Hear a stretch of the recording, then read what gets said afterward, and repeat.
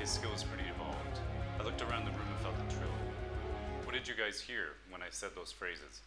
Quick intro, Derek here, coming at you from the dark void. Yeah, this is my house, you know. I just live in darkness and I just lurk, you know, in the shadows all the time, and then when it's time to make a video, I come out into these lights and I make the video, and then I just go back in the darkness. So I'm here to give you faith-based encouragement in your journey to discovering your created value. So again, what did you hear when I said those sentences? This first sentence I said was, his skill was pretty evolved.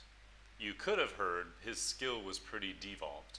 I did my best to make examples. Now, when we are talking to people around us, when we're having interactions, we don't always hear every word that's said. In fact, the way that we listen to English, we hear the stressed words, and literally, I've studied languages, linguistics in a little bit, you know, from living abroad, and the way English is, it's like we hear the stressed words, and then we listen and we relax, and we listen and we relax. We listen to the words that are important, like his skill was pretty evolved, like skill was pretty evolved, because I stress the words that are important, right? Skill evolved. His also is kind of important, so I say his skill was pretty evolved. So I don't say was pretty because it's not that important, right? And our minds kind of make assumptions. When we don't hear stuff, we make assumptions about what was said. The thing is that in our daily conversations, we are always hearing people talk.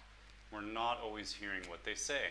They could turn their face away from you for a moment. There could be a car that drives by. There's a million things, millions of things that could happen. There could be loud music, like in the example that I just showed you. And the way that we see people, the way that we choose to live, if we're living by faith and in love, we are subconsciously, because that root of love is there, it's kind of it creates the filter not only for our eyes, but for our ears. So when we hear people talk, we're going to select the positive meanings of the words of what the people say. Let me give you a little story. It's not the best example either, but it kind of shows how out there it could be, like how different what I hear and what people say. This is when I was kind of more learning to love. I mean, I'm always learning to love more, but like there was this girl I met. When I met her, she talked to me a little bit, and I had like a stereotype of her. Unfortunately, subconsciously, I felt that there was some kind of stereotype that I had of this person. And she was kind of like a new agey, you could say hippie-ish style, which is totally cool. Like I really connect with hippies, actually. But somehow I developed some kind of negative stereotype of her in that moment, right? So I waved at some people. It was a little party, right? I waved at some people I didn't know just for fun, right? And she said something, and I heard, "Don't do that, you make me scared." Because I had this stereotype somehow that she was like always scared or like weak or something like this. And then when I talked to her and I said, "Why would it make you scared?" And she said, "No," I said, "When you do that, it makes me happy." It was totally different than what I heard. And I was noticing that because of this person, the stereotype that I had, the presupposition of the stereotype that I had, I kept misinterpreting stuff that she was saying because there was music playing, and I kept hearing these negative sentences until I stopped myself. I'm like, my judging her in a way, which I snuffed out, which I was able to catch myself doing. My judging her was creating these sentences that when she would say them, like they would become something negative, and it would be like whatever she said, I would turn it into something negative. I would if I couldn't hear what the sentence really was, or like if I had to guess in any way, because she did have an accent, I would guess the negative sentence. And our minds are doing this all the time, trying to understand things, right? And, this could apply to anybody. I think that when you talk to a native speaker, person of your language, like, still, you're going to be speaking really fast to each other. I mean, probably. You'll be using slang, you'll be speaking fast, and if you have a positive, loving way of seeing that person, the words that you're going to hear subconsciously are going to be positive. They're going to be assuming the positive value. Now, the other thing that happens is when you hear meanings of things, like connotations, there are ways to interpret them positively or negatively. So when I used to be a more hateful person, somebody would tell me, like, okay, I wrote this down. If you ask them what they do as a job, they say, I just do my own thing and I'm a freelancer. And then I would imagine, when I was more of a hateful person, when someone would say that, I would imagine them just sitting around dabbling in something, this or that, and I would imagine that they don't make much money. I would imagine them as in an unmotivated or kind of like a negative way when they said that. And yet sometimes when people say that, they're just keeping it simple. They're just keeping it like, they're just being humble in a way too. Some people would say the exact same thing, and it could mean that they're making a bunch of passive income on the side, and they've set up some business successfully, and they're just like, maybe they just don't feel like explaining the whole thing. Maybe they're just being humble about it, like I said. And there's so many ways that we can live. We can choose a way to live. And what I found is when you live the gospel,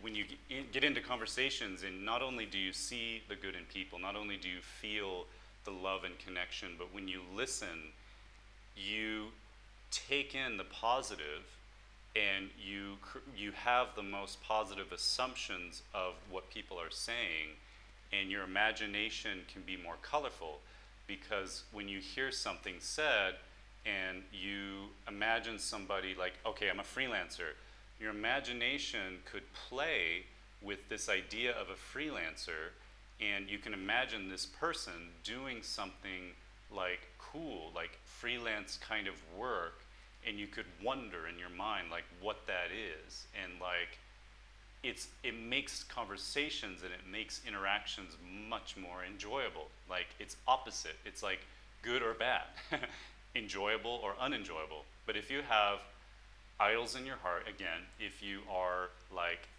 not prioritizing love, that means that if you, I gave an example before, it's like if you prioritize money and you end up talking to somebody who you perceive as not someone who can help you get money.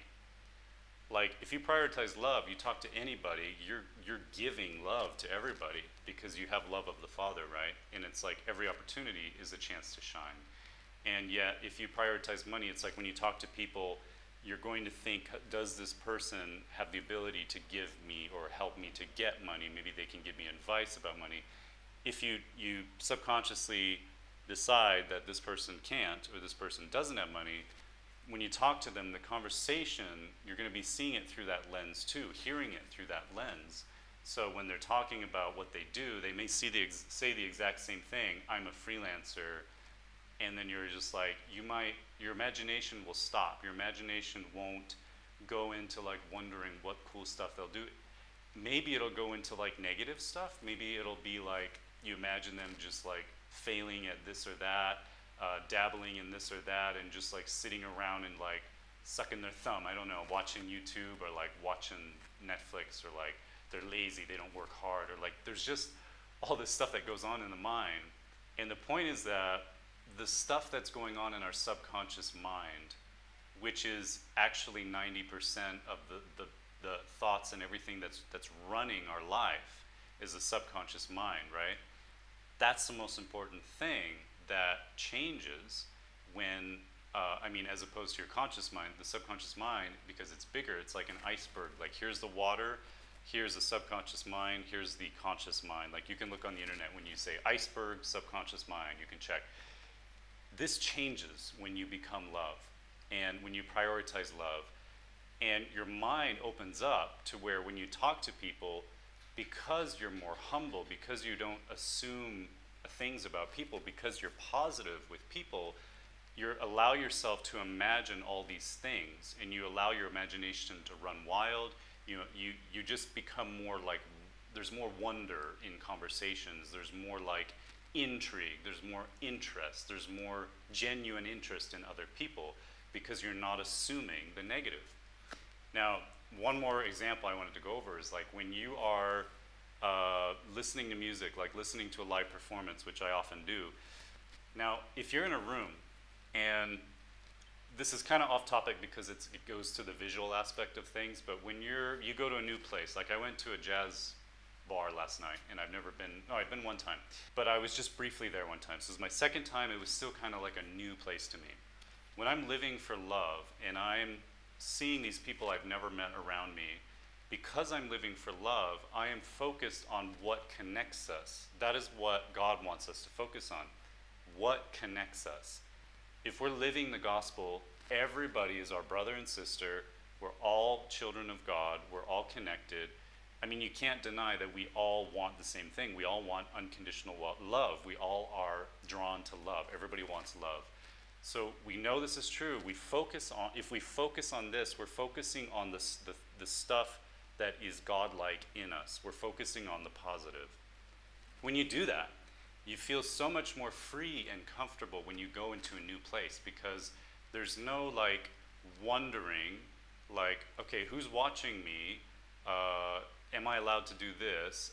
There's a lot of subconscious thinking that goes on. And the place, when you look at it, there's thoughts of, is this place harmful to me or not? Is this place comfortable or not? Is this place giving me confidence, or is it giving me self-doubt? Is it making me self-conscious or not, right? When you become love, you lose your self-consciousness because you're focused on something greater, and you're focused on loving people, and you're focused on what connects us.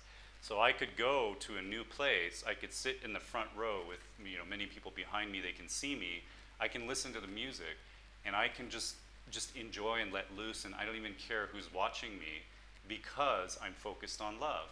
And I go into this in my book in more detail, but like when people, when we start having thoughts about, oh, somebody's watching me, blah, blah, blah, love conquers that. Like love gets rid of social anxiety and self-consciousness for reasons that I just explained. There are other reasons as well, but like, I don't want to go into psychology about all that. But the other thing is that when the people are performing whatever they're doing, when I'm listening out of love, I'm just like when I'm listening in the sentence, I'm listening for the good things. So I'm listening for the quality, because I love these people that I've never met before, because I love them, because we're connected, because it's a choice, because it's following Jesus, because I love them and I'm hearing what they're doing, just like I would love a brother when he's performing on stage, I would be listening to the good stuff and I would be positive about it. I wouldn't be comparing to stuff that's better, and we're so used to doing that. But I think it's not really a loving thing, and you could argue like, well, I want to compare because I want to have good taste. I want to, because I'm a musician as well, and I want to compare because I want to push myself to be higher. I don't want to have a low standard for what's good, but at the same time, I found that the more that I compare the music that somebody's playing with, what's the best out there, and the more that I compare in order to put this down, I find it's more of an insecurity, because that goes to show that I don't really believe that I am capable. This is from a musician speaking, but like that I'm capable of doing something that's good too, something of creative value as well. This could branch out to a whole bunch of topics also, but if I choose to judge the people that are playing music and I think that they're not good, right? The more that I judge them, when I go up to play, I'm going to be afraid of people judging me because I just judged them. It's kind of like the instant penalty of judging others. I think a lot of people interpret what Jesus said about judging others and then being judged yourself as in the final day of judgment, but I really interpret it as something that happens immediately. Like when you judge someone right now, you're setting yourself up for feeling the judgment of others, even if it's not there. And because actually, the more that you fear the judgments of others, the more that the energy you give off is that of, oh, I'm being judged. And that kind of makes people agree. Subconsciously, they're like, he feels like he's being judged right now. We can pick up on it. I can't help but judge him. And then it creates this negative like feeling that's unnatural and dysfunctional and from hell. Okay. Okay, guys, I hope this was cool. I don't know if this was a cool thing. I thought it was really cool when I got this revelation. And thank you for watching. Subscribe, hit the like, hit the bell, and I'll see you in the next one. I'm going to go back to the shadows.